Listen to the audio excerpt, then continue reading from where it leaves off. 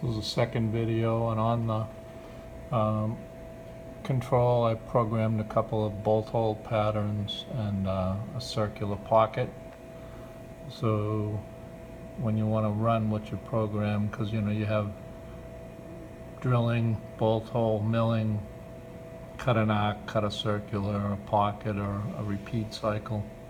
So you press start and it asks you the event number 1. Then it tells you to utilize tool number 1. And then when you're ready with tool number 1, you press go. And the machine moves to the first hole, the second hole, third, fourth, fifth, sixth, seventh, and eighth hole. And then I did a bigger bolt hole pattern.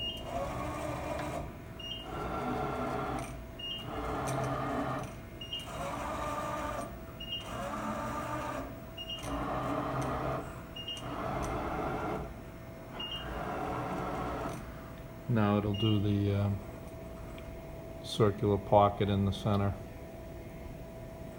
In my third video I'll show the machine, cutting, just cutting, wood, but it demonstrates the machine functions.